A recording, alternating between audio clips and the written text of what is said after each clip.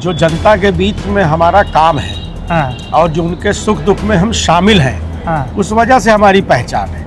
इतने निशाने पर होने के बावजूद भी सब जातियों के कल्याण के लिए हम ही मंत्र जाप करते हैं, हम ही हवन पूजन करते कराते हैं। तो जिसके पास बहुतों की ताकत है, जमीनी कार्यकर्ताओं की ताकत है, अपने शुभ चिंतकों की ताकत है, वो बाहुबली है। नहीं, माफिया होना तो अपराध है। बाहुबली होना आपको संकेत देता है कि आपके साथ लाखों करोड़ों लोग हैं। 7 बजे 7:30 बजे घटना होती है और रात के 1:30 बजे मुकदमा दर्ज किया जाता है, क्योंकि मुलायम सिंह यादव जी उस समय रक्षा मंत्री भारत सरकार। अगर आप साजिश मानते हैं तो साजिश क्यों की गई? मुलायम सिंह जी से थोड़ा अदावत हो गई थी। क्या अदावत थी? अदावत थी, वो चाहते थे कि हम समाजवादी पार्टी से आए, और उन्होंने बड़े भाई से हमारे ये भी कहा कि आपको हम 5 टिकट जहाँ से आप कहेंगे वहाँ से देंगे। तो उन्होंने कहा इसका खामियाजा भी भोगना पड़ सकता है। हमने कहा उसकी चिंता नहीं है, जब आदमी कदम आगे बढ़ाता है तो सब चीज के लिए तैयार होता है। नमस्कार, आप देख रहे हैं हमारा खास कार्यक्रम फील्ड कास्ट, और फील्ड कास्ट में आज हमारे साथ खास मेहमान जुड़े हैं। भारतीय जनता पार्टी की राजनीति के बड़े चेहरे, प्रयागराज के साथ पूरे उत्तर प्रदेश में एक विशेष पहचान रखने वाले और खासतौर पर ब्राह्मणों के एक बड़े नेता माने जाने वाले उदयभान करवरिया। और उदयभान करवरिया जी का मैं आज स्वागत करता हूं राजधानी लखनऊ में।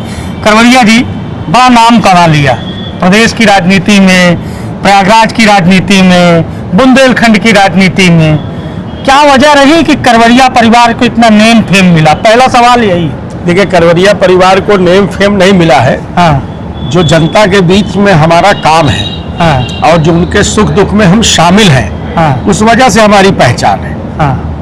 हमारी पहचान जनता के बीच में, जो उनके हर सुख में हर दुख में, उनकी आवश्यकता में हम खड़े हैं, इसलिए हमारी पहचान है। लेकिन लोग एक विधानसभा में खड़े होते हैं, एक लोकसभा में खड़े होते हैं, करवरिया परिवार कई जनपदों में खड़ा होता है। हालांकि 3 भाई भी हैं, आप उस पर भी चर्चा करेंगे। तो ये कैसा आप लोगों का हिसाब किताब रहा कि कौशाम्बी, प्रयागराज, प्रतापगढ़, फूलपुर, हर जगह आपने अपना वर्चस्व स्थापित कर लिया? कारण दूसरा है, जब लोग राजनीति में आते हैं तो एक विधानसभा या एक लोकसभा तक अपने को सीमित करते हैं और वही सीमित रह करके वहीं से समाप्त हो जाते हैं। हमने राजनीति को पीछे रखा, समाज को आगे रखा।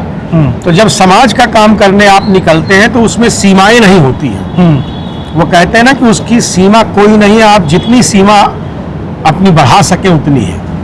तो हम क्योंकि समाज को प्राथमिकता देते हैं, राजनीति को नंबर 2 पर रखते हैं, इसलिए जनपदों में जाते हैं। नंबर 1 पर क्या रखते हैं? नंबर 1 पे समाज को रखते हैं। समाज में कौन कौन? समाज ब्राह्मण या सब? नहीं, मैं तो सब समाज के नेता, मैं हॉस्टल लाइफ का पढ़ा हुआ व्यक्ति हूँ। तो इसलिए एक समाज के नहीं, ब्राह्मण समाज में जन्मा, ब्राह्मणों से परहेज नहीं है। लेकिन ऐसा नहीं कि ब्राह्मण के अलावा और बाकी कोई नहीं है। अत्यधिक प्रेम ब्राह्मणों से? नहीं, अत्यधिक प्रेम नहीं समाज से। देखिए, वो तो रहना है, वो तो नेचुरल सी बात है, और वो न रहे तो स्कूल में जन्म लेने का भी कोई औचित्य नहीं है। गर्व होता है आपको? बिल्कुल गर्व होता है, इसमें कोई दो राय नहीं। आज तो ब्राह्मण बड़ा निशाने पर है। कोई बात नहीं, रहे निशाने पर। ब्राह्मण जिस दिन पूरी तरह से अगर कोई निशाने पर ब्राह्मण को लेगा तो सृष्टि खत्म हो जाएगी। ब्राह्मण ही सबका कल्याण करता है। इतने निशाने पर होने के बावजूद भी सब जातियों के कल्याण के लिए हम ही मंत्र जाप करते हैं, हम ही हवन पूजन करते कराते हैं, हम ही उनको सब चीजें शिक्षा दीक्षा देते हैं। इतना होने के बावजूद भी तो ब्राह्मण एक जीवन शैली है, इसको मैं जाति में नहीं करता। तो आपने बताया कि ब्राह्मण शालीन होता है, ब्राह्मण जीवन शैली होती है, तो मैं जानना चाहता हूं कि एक शालीन ब्राह्मण परिवार कैसे बाहुबलियों का परिवार हो गया? बाहुबली उदयभान करवरिया, बाहुबली सूरजभान करवरिया, बाहुबली कपिल मुनि करवरिया, ये बाहुबली कैसे हो गया? अच्छा, ये बताओ आप, बाहुबली का मतलब क्या है? बाहु, बाहु इसको कहते हैं, और बल ताकत। तो जिसके पास बहुतों की ताकत है, जमीनी कार्यकर्ताओं की ताकत है, अपने शुभ चिंतकों की ताकत है, वो बाहुबली है।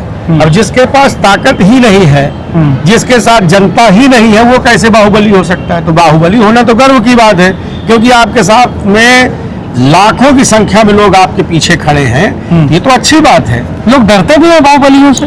माफियाओं से डरते हैं। अच्छा, क्या अंतर है माफिया बाहुबली में? देखिए, माफिया वो है जो जमीनें कब्जा कर ले, छिनैती कर ले, किसी का घर जबरदस्ती उठा ले, किसी की बहन बेटी के साथ कुछ अत्याचार दुराचार करे, किसी का पता चला कि कहीं काम चल रहा है वहां जा करके उससे पैसे की वसूली कर ले। माफियागिरी वो है, लेकिन बाहुबल वो है जिसके साथ बहुतों का बल है।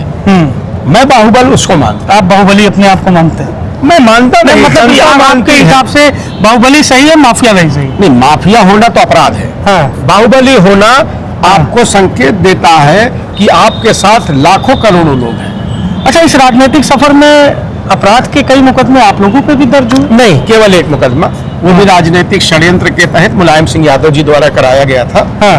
और केवल एक सिंगल, इसके अलावा कुछ भी नहीं। अच्छा, तो क्या ये बात सच नहीं है कि 2013 अगस्त को 1996 में समाजवादी पार्टी के तत्कालीन विधायक जवाहर यादव के ऊपर जो हमला होता है कि 47 से, जिसमें आपके सहयोगियों का, आपके सगे तीनों भाइयों का नाम, जिस मामले में आपने 10 साल जेल काटी, वो आज जनता जानना चाहती, जब आप बरी किए गए, जब आपको आपकी सजा माफ कर दी गई, कहा गया कि उदय भान करवरिया का अच्छा आचरण है, जो राज्यपाल ने सजा माफ की, उसके पीछे एक बड़ा कारण था। वो घटना क्या थी, आज आप लोगों को बताइए कि क्या आपका इन्वॉल्वेशन था, या आप जो कहते हैं कि हमको राजनीतिक रूप से फंसाया गया, क्या थी पूरी सच्चाई? हमारा चेहरा पहचान का मोहताज नहीं है। ठीक, 7:30 बजे घटना होती है। पहली बात तो उस समय विधायक नहीं थे, पूर्व विधायक थे, राज्यपाल का शासन था। 7 बजे 7:30 बजे घटना होती है और रात के 1:30 बजे मुकदमा दर्ज किया जाता है। क्योंकि मुलायम सिंह यादव जी उस समय रक्षा मंत्री भारत सरकार थे। उनके दबाव में रात के 1:30 बजे हमारे पूरे परिवार के ऊपर मुकदमा दर्ज किया जाता है। हमारा चेहरा ऐसा कि हर जगह कहीं भी खड़े हो जाएंगे तो 10 लोग हमें पहचानने वाले हैं। अगर हम होते तो FIR आधे घंटे में दर्ज होनी चाहिए थी, 1 घंटे में दर्ज होनी चाहिए थी, 2 घंटे में दर्ज होनी चाहिए थी। 7 7:30 बजे की घटना का मुकदमा 1:30 बजे रात दर्ज होना, इतना जो टाइम स्पैन है वो अपने आप में दर्शाता है कि ये साजिश किस तरह से की गई है हमारे खिलाफ।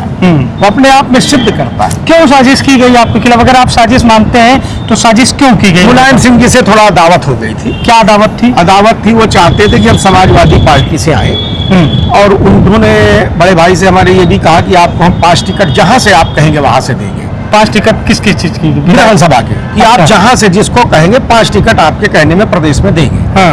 बहुत सोच विचार करने के बाद वही हम लोगों ने उनको जवाब दिया कि आपकी पार्टी के जो है वो गुंडा तत्व ज्यादा है, तो हमारी निभेगी नहीं। और ये कह करके हम चलने लगे। तो उन्होंने कहा इसका खामियाजा भी भोगना पड़ सकता है। हमने कहा उसकी चिंता नहीं है, जब आदमी कदम आगे बढ़ाता है तो सब चीज के लिए तैयार होता है। तो इंटरव्यू के दौरान ही मौसम ने थोड़ा सा अपना मिजाज बदला है, तो अब हम उदय भान करवरिया जी के साथ इनकी गाड़ी में चलेंगे और गाड़ी में चर्चा करेंगे कई सारे महत्वपूर्ण विषयों पर। उदय भान जी, जो भी आपने बताया कि मुलायम सिंह यादव ने कहा कि अगर आप ज्वाइन नहीं करोगे 5 सीटों के ऑफर के बाद, तो आप कह रहे थे कि आपको खामियाजा भुगतना पड़ेगा, ऐसी बात नेताजी ने कही, तो वही खामियाजा भुगतना पड़ा? वही खामियाजा भुगतना पड़ा, क्योंकि वो रक्षा मंत्री थे और वहाँ रजनीकांत जी उस समय SSP थे जिस समय घटना घटी। उन्होंने जब दबाव बनाया 12 साढ़े 12 बजे कि इन्हीं के पूरे परिवार के खिलाफ मुकदमा लिखिए, तो उन्होंने कहा साहब हम जो सत्य घटना है उसी को लिखेंगे, गलत नहीं लिखेंगे। ये बात किसने कही? ये वहाँ के SSP ने कहा। तो उन्होंने कहा कि मैं सुबह आ रहा हूँ और आपको नहीं लिखेंगे तो आपको भी इसमें इन्वॉल्व किया जाएगा। तो रात के 1:30 बजे जाकर के FIR दर्ज हुई हम लोगों के खिलाफ। अब बड़ी सोचने की बात यह है कि पूरा परिवार क्या किसी को किसी अनजान जगह, जो वो गाड़ी से पूरा परिवार वो जा रहे हैं और हम पूरा परिवार तीनों भाई मिलके उसको मारने जाएंगे, सोचने की बात है। ये स्वाभाविक बात नहीं है। कुछ अदावत थी आपकी? कुछ नहीं, कभी नहीं, कभी कोई तू मैं नहीं। बालू के ठेकों को लेकर बहुत कहानियां बताई जाती हैं। देखिए, कहानियां तो आदमी कुछ भी बताता है, लेकिन ऐसा कुछ नहीं था। उनका जो पहला चुनाव जब वो जीते थे, एक ही चुनाव जीते हैं, 1.5 साल विधायक रहे। मेरे बड़े भाई उनके नॉमिनेशन में गए थे, नॉमिनेशन कराने गए थे जब झूसी से वो चुनाव। यानी आपके करीबी रहे वो? करीबी रहे का मतलब ये है कि ये संबंध जरूर थे कि मिल जाए तो दुआ बंदगी। और पहले तो ये होता था कि भाई जो जो अपने संपर्क के लोग हैं उनको सबको नॉमिनेशन में ले चलिए, थोड़ा भीड़ कर लीजिए, थोड़ा ये कर लीजिए। तो उनके घर वालों को तो भरोसा रहा होगा, उनकी पत्नी? आज भी भरोसा है उन्हें। उनकी पत्नी सदन में कहती हैं जब आप रिहा किए वो उनको, जब अखिलेश यादव जी और उनके नेता लोग कहते हैं ना कि क्योंकि ये भारतीय जनता पार्टी से संबंधित है, आप सदन में कहिए तो भाजपा थोड़ा बदनाम होगी, इसलिए वो ऐसा कहते हैं। लेकिन उनको भी पूरी जानकारी है। और उनके जेठ जो इस मुकदमे के वादी है सुलाकी यादव, उन्होंने कोर्ट में ये कहा है कि हमारे भाई को जिन लोगों ने मारा था हमने उनको मरवा दिया है। ये कोर्ट में कही हुई बात है। किसको मरवा दिया आपको? जिन्होंने हमारे भाई को मारा था उनको हमने मरवा दिया। आप जानते हैं कौन थे? नहीं, मैं नहीं जानता। ये तो उन्होंने अगर मरवा दिया है तो वही जानते होंगे। अगर मरवा दिया है तो हम तो भी जिंदा हैं, तो हम तो हो नहीं सकते। लेकिन कुछ तो मतलब कुछ तो रहा होगा। तू मैं कुछ बहस। आपके पिताजी का अपमान किया था लोग कहते हैं। भाई हमारे पिताजी का चेला था, अपमान कहाँ से कर देगा वो? हमारे पिताजी जब ये मेरे ख्याल से कहीं अस्तित्व में नहीं रहे होंगे तब हमारे पिताजी एक्सीडेंट में खत्म हो गए थे। ये 96 की घटना है। सन 91 के जनवरी महीने में हमारे पिताजी एक्सीडेंट में खत्म हो गए थे। हमारे पिताजी से कभी कोई अदावत ही नहीं रही। तो पहली बार मैंने लोग कहते हैं कि लोग गलत फहमियां, लोग गलत बातें करते हैं। यहाँ तो क्या है ना कि कौवा कान ले गया, अब तो कान छोड़ो कौवे के पीछे दौड़ो। कान को नहीं देख रहे हैं कि गया है कि नहीं गया है। तो नाना प्रकार की स्टोरियां लोग बताते हैं। अच्छा, आपके ऊपर जो मुकदमा हुआ ये जवाहर यादव हत्याकांड का, उसके बाद सरकार बदली, बसपा सरकार आई। लोगों ने कहा कि बसपा में आपके भाई साहब का थोड़ा ठीक ठाक संबंध था बसपा से। तो इस वजह से उस समय जांच आपके खिलाफ तेज नहीं हुई, नहीं ये जो सपा सरकार में सजा हुई ये सजा पहले ही हो जाए। नहीं, ऐसा नहीं था। हमको तो सीबीसीआईडी ने क्लीन चिट दे दिया था। हम थोड़ा सा क्योंकि कभी हमारे खिलाफ कोई मुकदमे रहे नहीं, हम फौजदारी के मामले को कभी जानते नहीं रहे। हमारी सीबीसीआईडी ने हमें क्लीन चिट दिया कि इस मामले से इनका कोई लेना देना नहीं। और वो सीबीसीआईडी का कागज फाइल जा करके कोर्ट में प्रस्तुत हो गई। अब उसमें ये बाद में पता चला कि ये कोर्ट में प्रस्तुत होना ही केवल पर्याप्त नहीं, बल्कि जज साहब को इसको एक्सेप्ट भी करना चाहिए। अगर हमें जानकारी होती तो उस कालखंड में हम उसको एक्सेप्ट करवा लिए होते, अपने वकील को लगा देते। लेकिन हमें तो लगा कि जब सीबीसीआईडी ने लिख करके भेज दिया है तो काम खत्म। हम भी मस्त टहल रहे, वो भी टहल रहे। ये तो जब ये 2000 सजा हो गई सपा सरकार में आपको? सजा तो देखिए, जब जो आजकल जुडिशरी में ये अवमानना भी हो सकती है। जो नीचे का कोर्ट है ना, वो नीचे की कोर्ट आजकल अगर कोई आदमी कट्टा लेकर भी अगर पकड़ जाता है तो उसको भी जमानत नहीं देते, उसको हाई कोर्ट जाना पड़ता है। क्योंकि अब जुडिशरी नहीं रही, अब नौकरी कर रहे हैं लोग। अब निर्णय नहीं दे रहे हैं, अपनी नौकरी कर रहे हैं। तो अब क्योंकि उनको लगा कि AK-47 जैसा असलाहा चला, ये पूरा परिवार है, ये विधायक हैं, वो भी विधायक हैं, सबका स्टेटस और ये सब देखते हुए उन्होंने सोचा कि हम अपने सर पे क्यों बवाल लें, इसको हाई कोर्ट को भेज देते। हाई कोर्ट को भेज देते। अच्छा, ये बताइए, ये 10 साल रहे आप जेल में? हाँ, 10 साल में। 10 सालों के बीच क्या क्या बदल गया? क्या प्रयागराज का गंगा का जो पानी था, जो उस किनारे खड़े होकर दूसरे घाट पर अपनी बारी का इंतजार करते थे कि गंगा माँ का जलस्तर कम होगा, हम उस पार जाएंगे, उदयभान करवरिया और पूरे परिवार के जेल जाने के बाद उस छोर पर खड़े हुए लोगों को मौका मिल गया प्रयागराज में गंगा नदी के किनारे गंगा नदी को पार करके पूरे प्रयागराज, पूरे मंडल में विस्तार करने का? ऐसा मौका किसी को नहीं मिल गया। हर साल थोड़ी सी गंगा जी की धारा जो है वो पतली हो रही है। हर साल पतली हो रही है।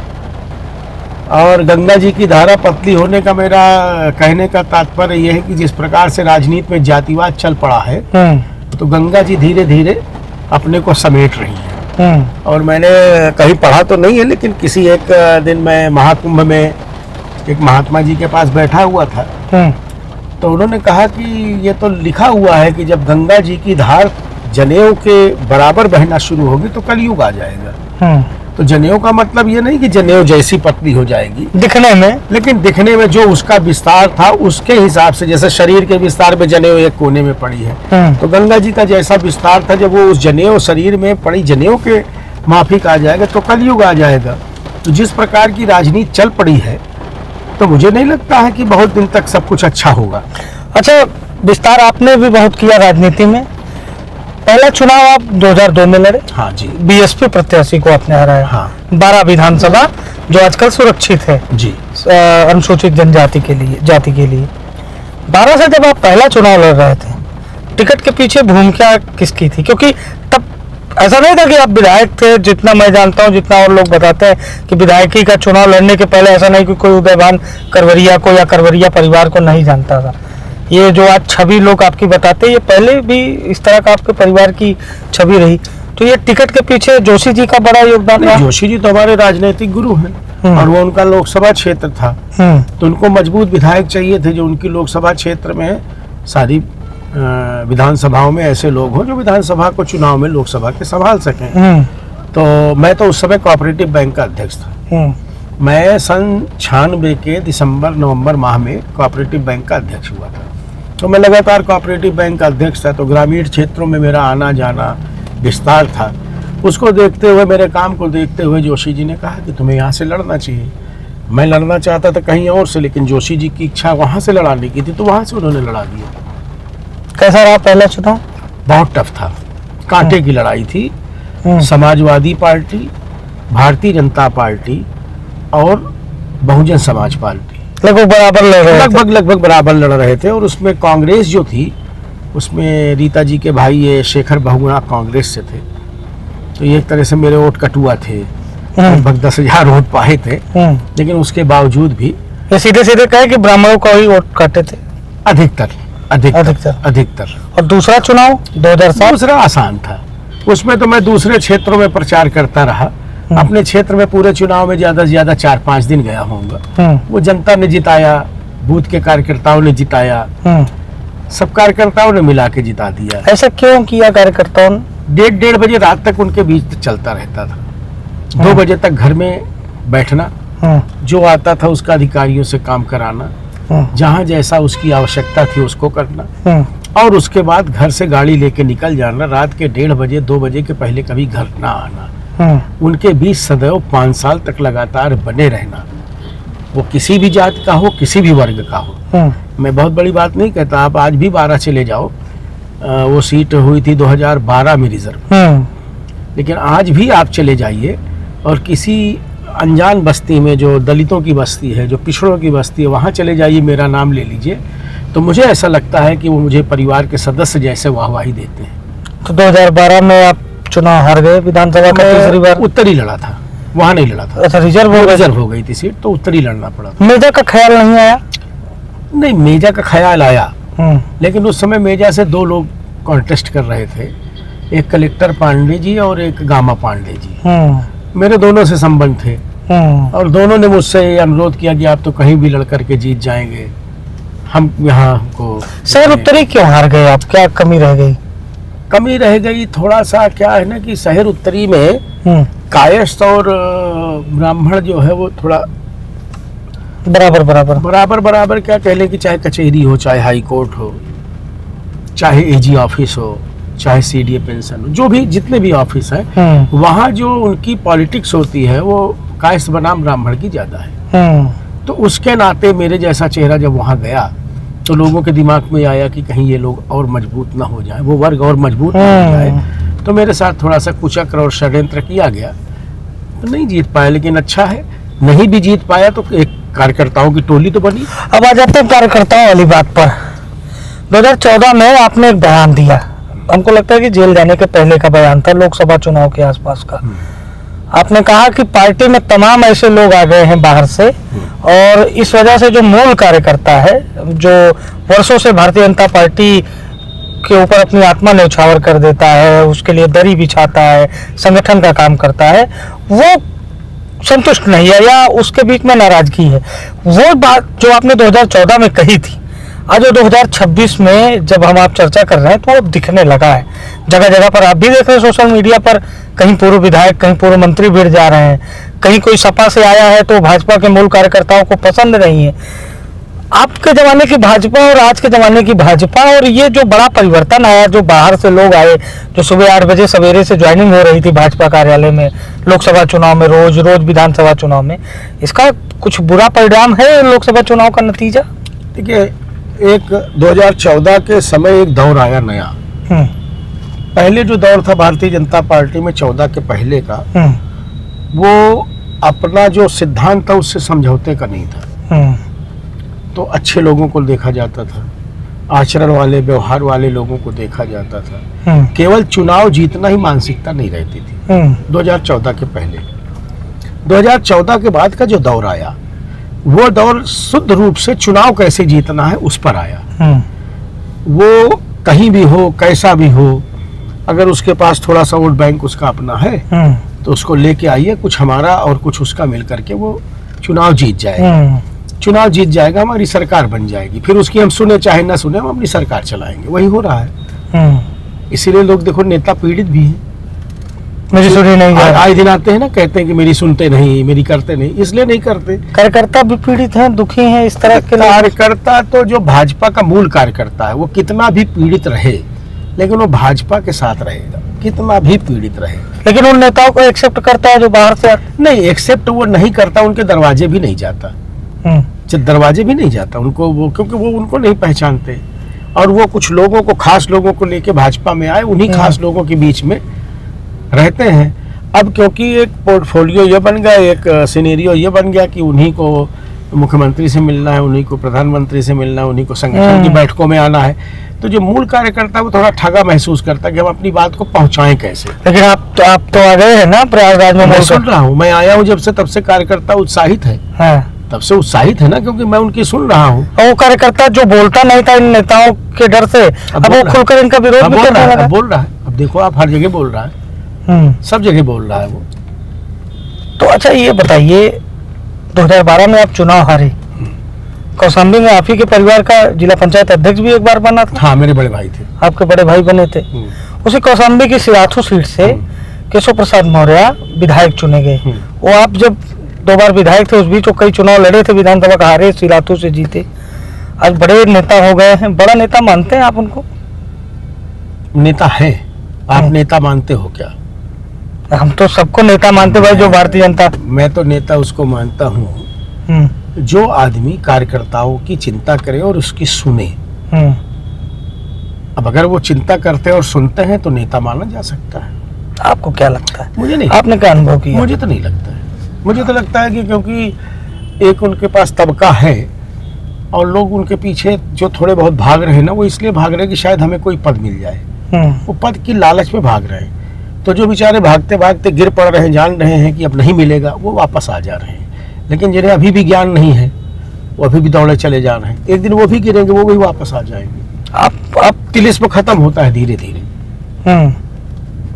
झूठ बहुत दिन नहीं चलता। अच्छा, जब आप प्रभाव में थे तो क्या स्थिति थी केशव मौर्य की? अब देखिए, आज अगर कहूँगा तो वो न मानेंगे न कोई मानेगा, लेकिन सिराथू जाइएगा किसी दिन अपने कैमरा टीम को लेके और वहाँ की जनता से पूछेगा कि 12 का चुनाव इनको किसने जिताया, 2012 का। ये पूछिएगा, फिर वो जो जवाब देंगे उसी को मान लीजिएगा। मैं जवाब समझ गया आप जो कहना चाह रहे हैं। मैं क्यों कोई करवरिया परिवार के मैं अपने मुंह से कुछ नहीं कहना चाहता।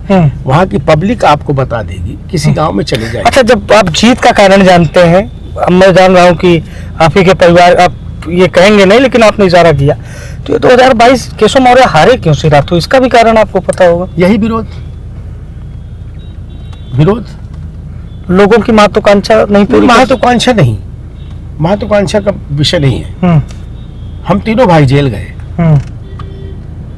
हमने जिताया या किसी ने जिताया, पब्लिक ने जिताया। लेकिन जो भाषा शैली रहती थी ना हमारे परिवार के प्रति, उस भाषा शैली का कहीं ना कहीं तो असर होगा। एक नंबर 1। नंबर 2, वहाँ दिलीप पटेल थे, वो ब्लॉक प्रमुख का चुनाव लड़ रहे थे, उनको चुनाव लड़ने से रोका गया। जो सिटिंग विधायक था वो उनके साथ था कि इनको लड़ने दिया जाए। इन्होंने उसको पुलिस से खूब पिटवाया, जितने लोग थे सबको पिटवाया। तो उसका रिएक्शन 2022 में जनता में दिखा, कुल्मी बिरादरी में विशेष रूप बिल्कुल दिखा कि भाई आप शासन सत्ता का ये मतलब नहीं कि आप जबरदस्ती किसी को पिटवा देंगे और उसको चुनाव नहीं लड़ने देंगे। वो रिएक्शन दिखाई पड़ा। आपके परिवार के खिलाफ बोलते थे तो कभी ऐसा तो नहीं हुआ कि आपका सामने से विरोध किए? नहीं, बोला तो कभी नहीं उन्होंने। आपने कहा कि वो जो भाषा जीतने के बाद, नहीं, जीतने के बाद जो पीठ पीछे भाषाएं होती थी, पब्लिक तो सब जानती है ना। हमारे सामने क्यों बोलेंगे भाई, हमारी उनकी कोई जोड़ तो है नहीं। वो आज शिखर पर है, हम फर्श से भी नीचे हैं, तो हमारे खिलाफ क्यों बोलेंगे? आपको लगता है कि समय बदलता है? अपनी बारी का अगर इंतजार। समय न बदलता हम्म, तो आज वो शिखर पे और हम फर्श पे न होते। समय फिर बदलेगा। फिर उम्मीद है आप? क्यों नहीं साहब, पब्लिक हमारे साथ है, जनता हमारे साथ है।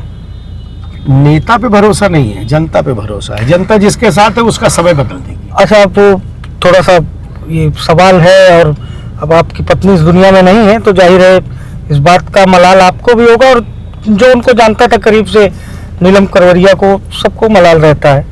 आपके जेल जाने के बाद आपकी पत्नी विधायक बनी मेजा से, और भारतीय जनता पार्टी में बड़ा प्रभाव भी था उनका।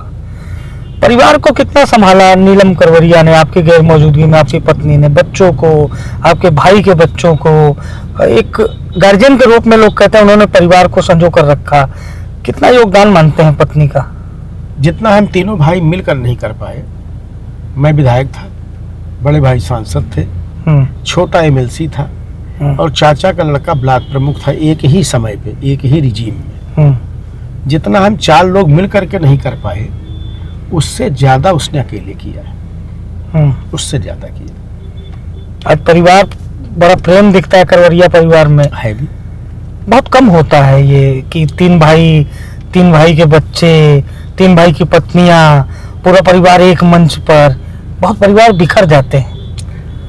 वो जो संस्कारहीन परिवार रहते हैं बिखरते हैं। अभी ईश्वर की कृपा है, बुजुर्गों का आशीर्वाद है कि परिवार में संस्कार बचा हुआ है।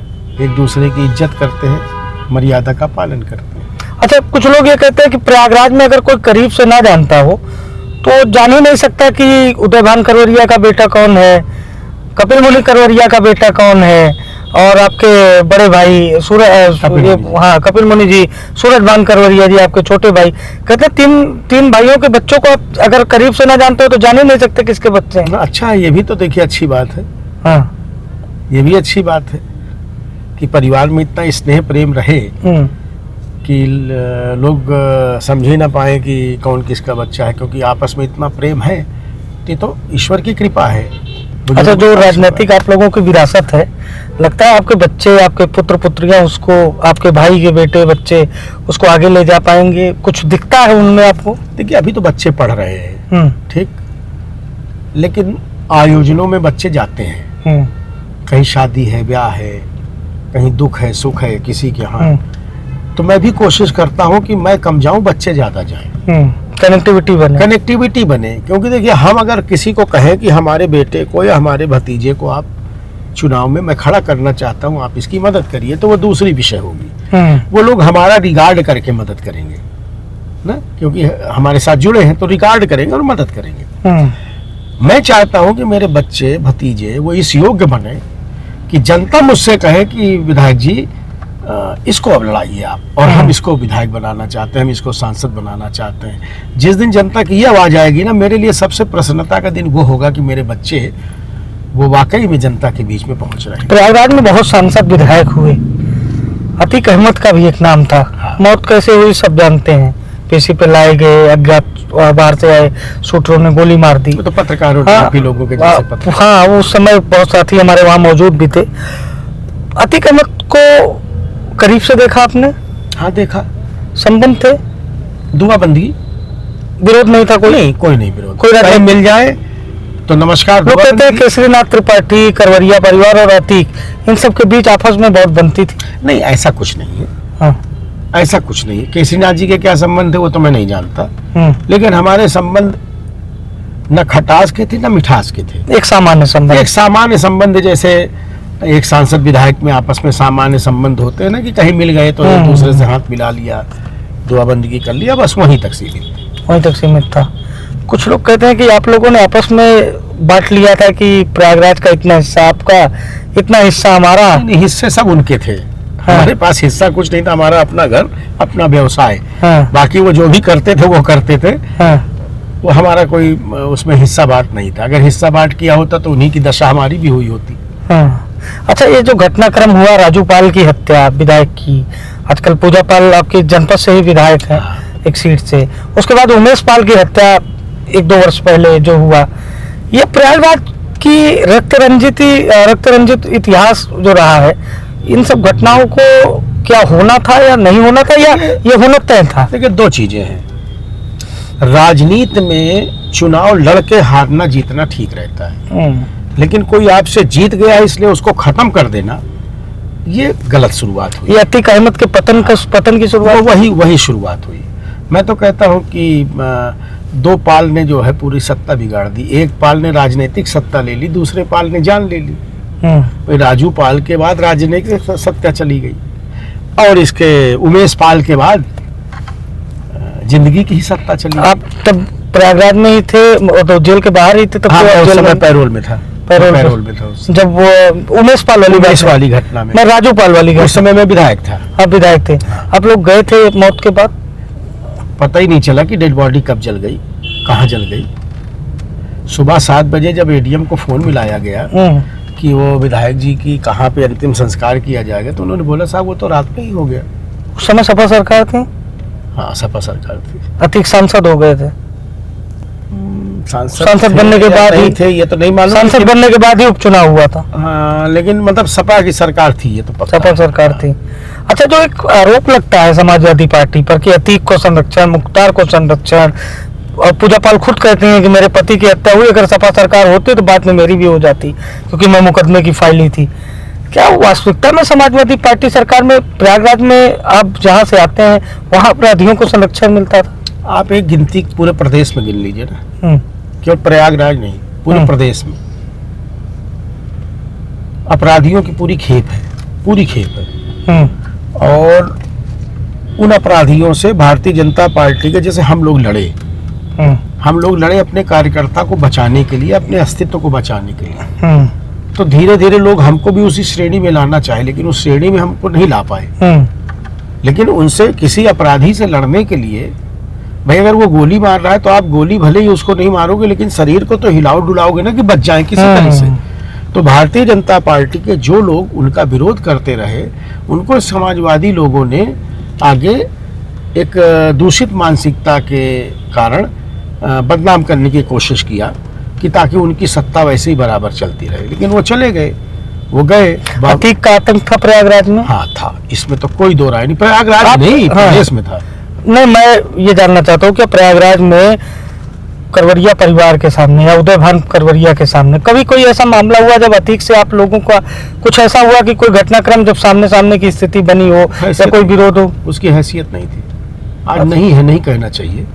हैसियत नहीं थी, अतीक की हैसियत नहीं थी। अब देखिए, अब आज वो है नहीं कहना चाहिए शब्द, हैसियत नहीं थी कभी। तो इस तरह से तो हैसियत किसी की भी नहीं रही होगी करवरिया परिवार? टकराने की हैसियत नहीं है आज भी। हमें सींग मारोगे तो हम बचाव करेंगे अपना, हम किसी को सींग नहीं मारते। हम किसी के दखल नहीं करते, किसी के व्यापार में दखल नहीं, किसी के परिवार में दखल नहीं, किसी के कुछ नहीं। हम अपनी मस्ती में मस्त हैं, अपना व्यापार, अपना परिवार, अपना कार्यकर्ता। तो हमारे कार्यकर्ता को मत डिस्टर्ब करो, हमारे परिवार को मत डिस्टर्ब। तो क्या कार्यकर्ता के लिए आप लड़ने को भी तैयार? लड़ते हैं। ये सब उसी लड़ाइयों का तो खामियाजा है। न लड़ रहे होते तो इतने कार्यकर्ता आज पीछे क्यों टहलते? जो मेरे साथ में लोग कंधे से कंधा मिला करके खड़े हैं, वो इस लड़ाई का ही तो परिणाम है। नहीं तो क्यों मेरे साथ? आप एक चीज बताओ, 10 साल तक कोई परिवार पूरा जेल में रहा, उसके बावजूद भी उसके साथ एक आदमी कम न हुआ हो, 50 आदमी ज्यादा जुड़े हों, तो ये तो इसका मतलब यही हो गया ना कि उनको भरोसा है कि हमारे लिए लड़ेगा, हमारे लिए ईमानदारी से हमारे साथ खड़ा रहेगा। तो ये इसी का तो परिणाम है। आपके यहाँ मंत्री हैं नंद गोपाल गुप्ता, नंदी हैं, उनकी बड़ी फोटो वायरल होती है अतीक अहमद के साथ कई कार्यक्रम में। पुरानी फोटो, जब अतीक के बेटे का एनकाउंटर हुआ और अतीक की जब हत्या हुई, उसके बाद ये फोटो बड़ी वायरल हुई। क्या लगता है कि इन लोगों का कुछ संबंध था? अब आप देखो, फोटो तो किसी के साथ भी आ सकती है। जैसे हम ही लोग रहते हैं, आजकल हर आदमी के हाथ पे मोबाइल है, आता है भाई साहब जरा एक सेल्फी खिंचा लीजिए, भाई साहब जरा एक फोटो खिंचा लीजिए, तो उसका कैरेक्टर सर्टिफिकेट नहीं मांगा जाता, आइडेंटिटी कार्ड नहीं मांगा जाता, तो अच्छा भाई खिंचा ले, क्या उससे अपना नुकसान है? लेकिन ऐसा नहीं है कि कोई, अब अच्छा हाँ, अगर आप ये भी कह सकते हो कि वो ऐसा चेहरा नहीं था। फोटो आपकी भी वायरल हो गई थी? हाँ, हुई थी, उमेश पाल हत्याकांड में उसी के एक चेले की हुई थी। और वो गुड्डू मुस्लिम का भाई था? वो नहीं, भाई नहीं था वो, गुड्डू मुस्लिम से उसका कोई रिश्ता नहीं था। लेकिन जब मैं जेल में था तो उस समय वो भी जेल में बंद था। तो वो मेरा मतलब आता था, और वो मुझसे कहता कि साहब मैं अब उससे दूर हो गया हूँ, अब मेरा उनसे कोई मतलब नहीं है, मैं शराफत की ज़िंदगी जीना चाहता हूँ। तो मेरे यहाँ आने जाने लगा। अच्छा, इन लोगों की टेक्निक सीधी रहती है कि जब आना जाना शुरू करेंगे तो पहला काम करेंगे कि अपनी फोटो आपके साथ खिंचवा लेंगे। आज सोशल मीडिया का जमाना है, भौकाल है। अच्छा, किसी को आप मना भी नहीं कर सकते। अच्छा, ये रील का बड़ा ट्रेंड है, आप भी बनवाते हैं अपनी रील? नहीं, मैं बनवाता नहीं हूँ। मैं जहाँ जाता हूँ मेरे वर्कर्स इतने हैं कि वो खुद ही मेरी रीलें डाले। अच्छा लगता है आपको रील? अच्छा क्या लगता है, देखिए जमाना बदल गया ना। पहले रेडियो से प्रचार होता था, एक छोटा सा भोंपू लेके प्रचार होता था। अब सोशल मीडिया का जमाना है। थोड़ा सा आपको लोग स्टाइलिश मानते हैं, बड़ा हेयर कट वगैरह, आप पहले आगे बाल, साइड में छोटे बाल, पीछे बड़े बाल, एक हेयर स्टाइल थी आपकी, बीच बीच में बदलता रहता। युवा, एक जब आप युवा थे तो इन सब चीजों का क्रेज था? हाँ था, बिल्कुल था। इंजीनियरिंग का स्टूडेंट था, हॉस्टल लाइफ में CBSE बोर्ड का स्टूडेंट था। तो वो जलवा ही अलग रहता था, तो वो तो थोड़ा शौक। कोई पसंदीदा अभिनेता?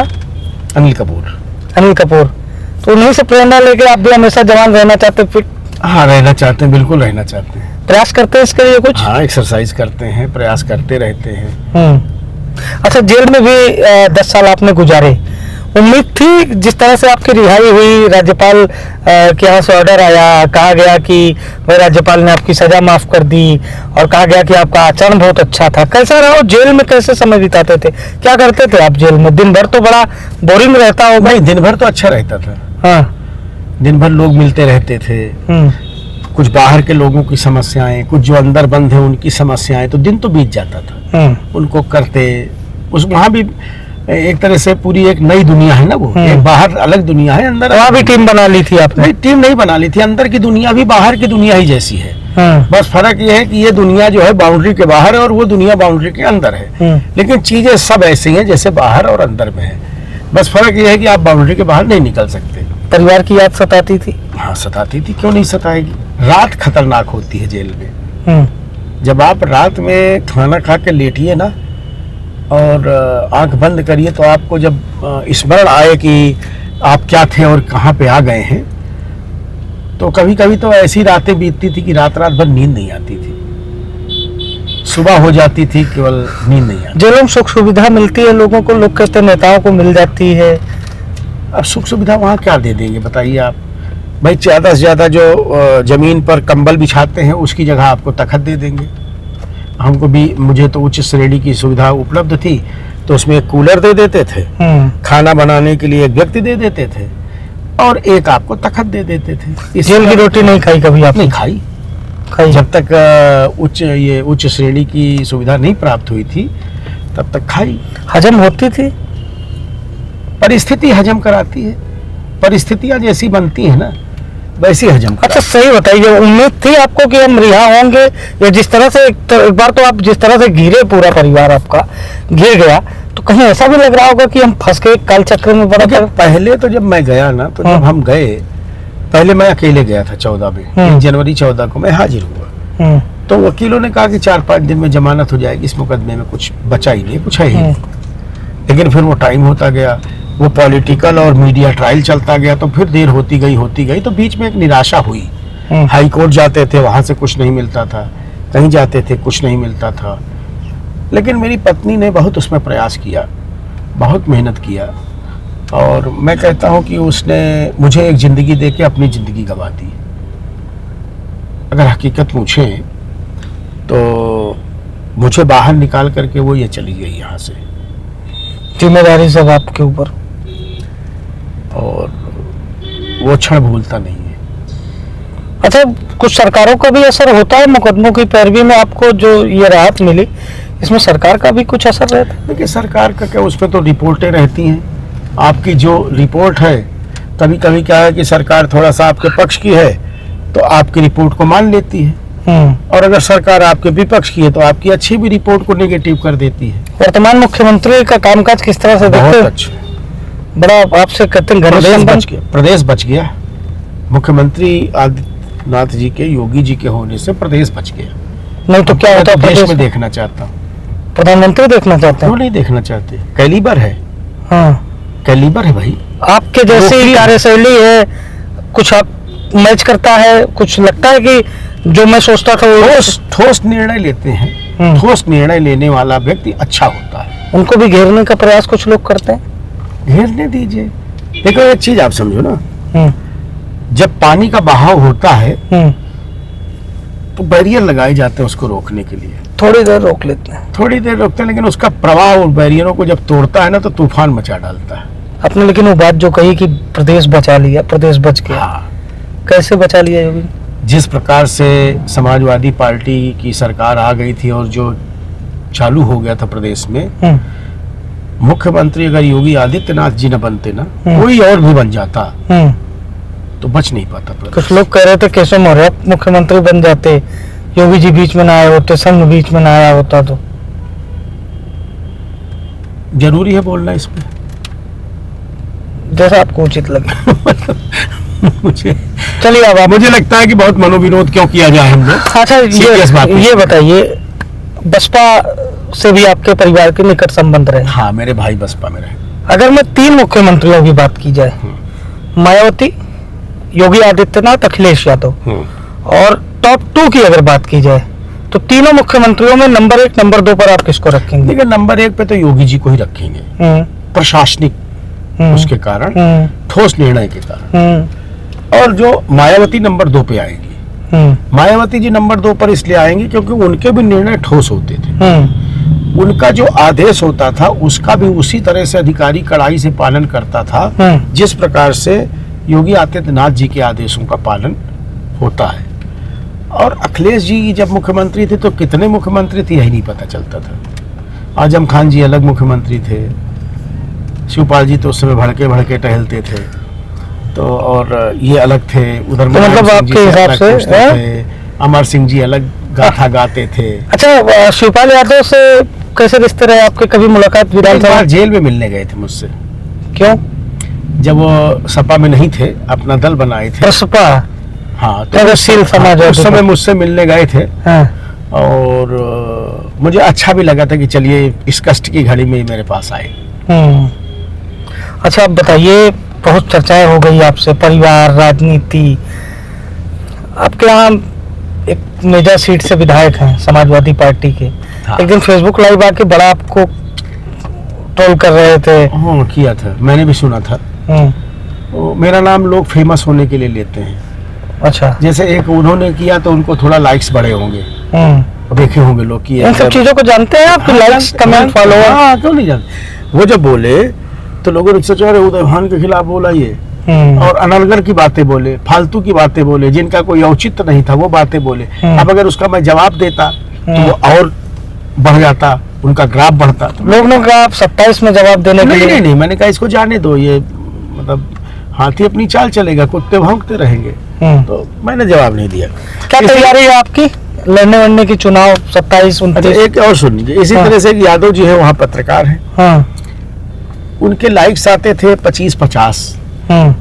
तो उन्होंने पहले मेरी और ये विजमा यादव जी की एक कहानी चलाई जो उन्होंने विधानसभा में किया था, तो उससे उनको व्यूज मिले होंगे मेरा ख्याल है 400-500। वो मेरे पास आ गए इंटरव्यू करने, तो मेरा उन्होंने इंटरव्यू किया, और इंटरव्यू करने के बाद उनको 50,000 प्लस हो गए। तो बल्कि एक दिन मैंने मजाक में कहा, मैंने कहा मेरा नाम लेकर के 50,000 प्लस हो, इसमें तो पैसा मिलता होगा, भाई आधा तो दे जाओ।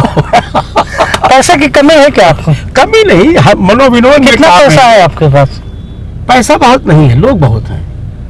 हथियार भी हैं आपके पास? हाँ है, पिस्टल है, राइफल है। कितना हथियार? 2 है। चलाते हैं? नहीं, चलाने की जरूरत ही नहीं है। नहीं, वैसे चलाते हैं कभी? नहीं, चलाने की केवल दीपावली के दिन, शस्त्र पूजन के दिन। हाँ, उस दिन चला। पसंदीदा हथियार कौन सा है? पिस्टल। पिस्टल मानते हैं कि कभी विषम परिस्थितियों में पिस्टल पर्याप्त है? पर्याप्त है, पर्याप्त। और विषम परिस्थिति ऐसी आए क्यों? किसी से जब दोस्ती दुश्मनी नहीं है तो ऐसी परिस्थिति ही क्यों आए? कुछ छुपे दुश्मन भी होते हैं। छुपे दुश्मन पीछे से घात करते हैं। अब पीठ पे कोई मार देगा तो क्या कर लोगे आप? डर लगता है जीवन में कभी किसी से? नहीं, अब क्या डरना है, जिंदगी में इससे बुरे दिन तो देखने को मिलेंगे नहीं। 10 साल जेल काट आए, अच्छे दिन भी झेले, विधायक रहे, डॉक्टर जोशी जी के नाक के बाल रहे, कलराज जी के स्नेह पात्र रहे, भारतीय जनता पार्टी में उस दौर में शीर्ष पर रहे, शीर्ष पर रहे। आज कुछ तो और लोग लोग जीतते हैं नहीं थे। जो लोग जीतने नहीं थे उस समय शीर्ष पर रहे, ठीक है। 10 साल जेल काट आए, जेल से निकलने के बाद पत्नी को खो दिया। कितनी उम्र होगी आपकी अभी? 57 साल। मतलब 57 साल में 10 साल अगर जेल हटा दिया जाए हाँ। तो 47 सालों में आपने बहुत ऊंचाइयों को छू लिया। राजनैतिक जिंदगी मेरी 12-13 साल की रही टोटल। टोटल। लेकिन उसमें नाम बहुत कमाया आपने। नाम इसलिए कमाया कि विधानसभा में परफॉर्मेंस अच्छा रहता था और विपक्ष में ही रहा। 1.5 साल केवल सत्ता पक्ष के सहयोग में रहा मायावती जी के साथ 2002 में। उसी बीच आपका परिवार नजदीक हो गया मायावती की? नहीं, ऐसा नहीं है, ऐसा नहीं। ये ऐसा कैसे मैनेजमेंट था कि एक भाई भाजपा में, एक भाई सपा बसपा से सांसद, एक भाई बसपा से एमएलसी? देखिए, हर दल को जिताऊ कैंडिडेट चाहिए। जैसे आजकल भाजपा जिताऊ ढूंढ रही ना, हमारी पार्टी भी जिताऊ कैंडिडेट ढूंढती है। उस समय बहन जी जिताऊ कैंडिडेट ढूंढती थी, तो उनकी नजर मेरे बड़े भाई पर पड़ी कि ये फूलपुर सीट कांशीराम जी लड़े थे, वो भी नहीं जीत पाए थे। वो ब्राह्मण दलित तो अगर कपिल जी लड़े तो जीत सकते हैं। अच्छा, बड़े भाई भाजपा से टिकट मांग रहे थे, भाजपा ने कहा कि हाँ देंगे देंगे। 2 बार नहीं दिया, तीसरी बार फिर भाई ने कहा। तो हमारी पार्टी के उस समय के जो वरिष्ठ लोग थे उन्होंने सोचा कि ये ब्लैकमेल कर रहे हैं। बड़े भाई ने मायावती जी से बकायदा 1 हफ्ते का समय लिया था कि हम भारतीय जनता पार्टी के अपने, अगर नहीं देगी तब हम आपसे, हाँ, कि तब हम पहले हम वहाँ जब बताएंगे जरूर कि हम आपके साथ आ रहे हैं, बेईमानी करके नहीं आएंगे, ईमानदारी से आएंगे। तो उस समय जो केसरीनाथ जी थे, ये सारे लोग थे, इनको लगा कि ये एक प्रेशर टैक्टिक्स है। तो जब 1 हफ्ते कुछ नहीं हुआ तो फिर उन्होंने अपना बसपा ज्वाइन किया, वहां से सांसद हो गए। केसरीनाथ जी आपके परिवार को दबाने में रहते थे? दबाना चाहते थे? दबाएंगे क्यों, वो तो अच्छे आदमी थे केसरीनाथ जी। आपसे मधुर संबंध थे? देखिए, मधुर संबंध तो मेरे बहुत डॉक्टर जोशी जी से है। डॉक्टर जोशी जी से? हाँ, आज भी हैं? आज भी है। अभी आप मिलने गए थे अपने बेटे के? जाते हैं, महीने में 1 बार जरूर जाता हूँ, 2-3 घंटा बैठता हूँ और आज भी उनसे ज्ञान प्राप्त करता हूँ। तो जोशी जी वाली जिम्मेदारी उठाने के लिए आप भी तैयारी कर रहे हैं क्या? अब जोशी जी की जिम्मेदारी क्या रह गई? इलाहाबाद वाली, प्रयागराज की लोकसभा सांसद, वो तो मनसा है। आपकी मंशा है? हाँ हाँ, लड़ेंगे। 2029 लड़ना ही लड़ना है। तो आप ब्रिजभूषण सिंह वाली बात कर रही, उन्होंने कहा कि 29 लड़ेंगे। तो हम तो अभी से कह रहे हैं, हम तो पहले भी कह चुके हैं कि 29 लड़ेंगे। विधानसभा नहीं लड़ेंगे, विधानसभा लड़ने की इच्छा नहीं है। आपके परिवार से भी कोई नहीं लड़ेगा? परिवार की बात मैं नहीं जानता, परिवार में तो आप अपनी बात जानते हैं। मैं अपनी बात जानता हूँ कि मैं लोकसभा लड़ूंगा। आपको लगता है कि इतने लोग हैं, जैसे अब आप डिप्टी सीएम के खिलाफ बोलते हैं, वो क्या करेंगे? वहाँ पर टिकट रुकवा दें? टिकट पार्टी में संयुक्त बैठक से होता है, किसी एक व्यक्ति के चाहने। अमित शाह जी के बड़े खास हैं वो। क्या हुआ, क्या फर्क पड़ता है? पार्टी को सीट चाहिए ना। आप योगी जी के लिए इतना खुल के बोलते हैं, तो योगी जी के जो योगी जी का विरोध करते हैं वो नाराज नहीं होते? होने दीजिए। आपने कहा योगी हट गए बीजेपी खत्म हो जाएगी। कह रहा हूँ, आज भी कह रहा हूँ, योगी है तो भाजपा है और यूपी है। और जिस दिन आप योगी जी को हटा देंगे, आप देखिएगा ज्वालामुखी किस प्रकार से फूटेगा। क्या हो जाएगा? उत्तर प्रदेश में त्राहिमाम हो जाएगी, सिविल वॉर उत्तर प्रदेश में जातियों में हो जाएगा। योगी जी ने संभाल रखा है। मैं मतलब मुझसे ज्यादा स्पष्ट कोई नहीं कहेगा। लोग डरते हैं, पद के लिए डरते हैं, इसके लिए डरते हैं कि कहीं मेरा टिकट न कटे। वही मैं कह रहा हूँ कि आप इतना खुल के बोल रहे हैं योगी जी के फेवर में। डिप्टी सीएम एक चीज बताओ आप मुझे, टिकट नहीं देंगे, बस इतना ही करेंगे ना। मेरे साथ जो पब्लिक है उसको तो नहीं छीन लेंगे। वो तो रहेगा, वो तो मेरे साथ रहेगी। क्या ऐसा करते हैं उनके लिए? उनके लिए रात दिन मरता हूँ, उनकी आवश्यकता के हिसाब से उनकी पैरवी करता हूँ, उनके सुख दुख में खड़ा रहता हूँ, उनको मुझ पर भरोसा है। अच्छा, एक सवाल, अब इंटरव्यू समाप्ति की ओर है। लोगों ने हमसे कहा था पूछ लीजिएगा, जो बड़े ब्राह्मण चेहरे होते हैं, जैसे करवरिया परिवार, जैसे उदयभान करवरिया, तो एक प्रतिद्वंदिता में ठाकुर जो बड़े नेता होते हैं उनसे द्वंद्व हो जाता है। जैसे पूर्वांचल में आप देखते ही हैं, योगी आदित्यनाथ मुख्यमंत्री बनने के पहले सांसद थे, कहते तिवारी परिवार से उनकी नहीं अच्छी थी, लेकिन आपकी किसी ठाकुर नेता से अदावत नहीं थी। लोग कहते बड़ा ठाकुरों और आपके बीच बैलेंस रहता था, यानी राजपूत और उदयभान करवरिया के बीच बड़ा अच्छा बैलेंस था। देखिए, बैलेंस इसलिए है कि कहीं पे स्पर्धा नहीं किया ना किसी से, कोई स्पर्धा वाली बात तो रही नहीं। आप अगर किसी से प्रेम से बात करोगे तो आपसे वो भी प्रेम से ही बात करेगा। ठाकुरों को समर्थन मिला था दोनों चुनाव में? हाँ, मिला था। मेरे खिलाफ पहला चुनाव राजा शंकरगढ़ ठाकुर थे, वो लड़े थे सपा से। और जो ठाकुर मेरे साथ थे, आज तक राजा साहब का उनसे व्यवहार नहीं, और मेरे घर के व्यवहार आज भी हैं उनसे। तो आप इससे अंदाजा लगा लीजिए। वहीं पर आजकल रेवती रमण जी के बेटे सांसद हो गए। हाँ, वो उज्जवल। रेवती रमण जी का कितना प्रभाव मानते हैं प्रयागराज में? प्रभाव है, इससे इनकार नहीं किया जा सकता है। वो भी जनता, जमीनी पकड़ है। हाँ, जमीनी नेता है।